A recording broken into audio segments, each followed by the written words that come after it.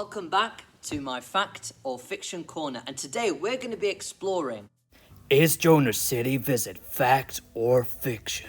but I'm going to present today some historical evidence and reasons for why I believe that Jonah chapter 3 is historical fact. First of all, we read about in Jonah chapter 3 that the people were sorry for their violent ways, and there is so much evidence that the Assyrians and the Ninevites were very violent. There was a king who lived just about 100 years before Jonah.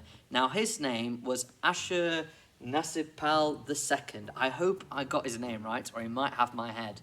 No, quite literally, if he was still alive. And they'll bring back captives from war. And this king often liked to either behead the captives or burn them. And sometime after Jonah, sadly, the Ninevites and the Assyrians returned back to their violent ways. There was a king called Esarhaddon, and one time he captured the leader of an Arabian tribe, and he forced him to live in a kennel and live like a dog. How barbaric is that? And I'm not going to say everything that the Assyrians did. They did a lot of gruesome things, and they often loved to boast about the evil things that they did. So yes, Nineveh being a very wicked city is very historically credible.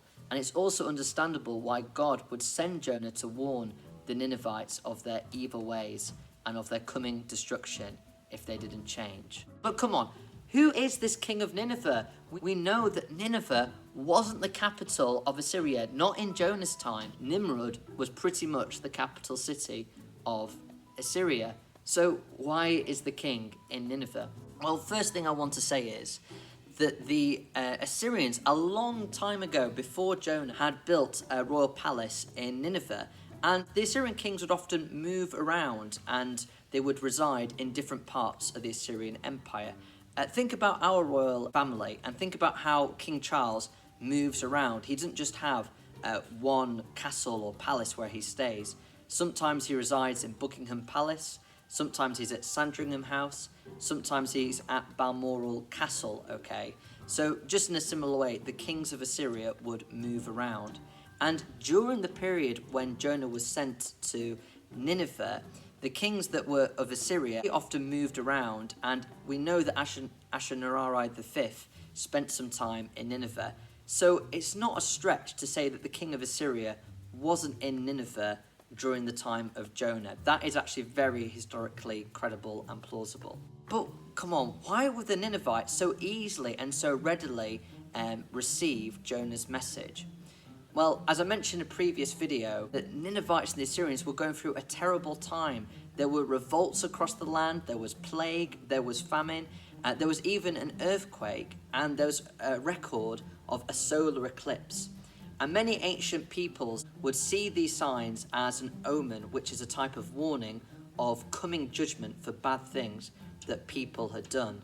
So when Jonah was sent to Nineveh, people then would have clicked and understood that all these bad things that happened were warning signs from God, that if they didn't change their evil ways, that destruction would come very shortly.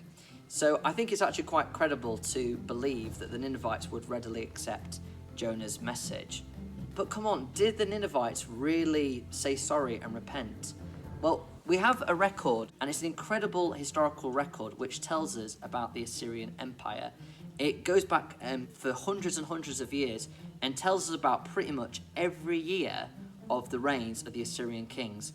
And pretty much every year you'll hear about an Assyrian king going to war with such and such a people. But what is very curious is that during the time of Jonah, we hear specifically that the Assyrian kings stayed in the land. And that means that they didn't go out to fight against other people, okay? And I believe, and I take this as a sign, that for a short while, the Assyrians gave up their evil ways. The Ninevites stopped going to war with other people. So I think this is a real sign that for a short time, they listened to Jonah's message and said sorry for the evil things that they've done. But what do you think?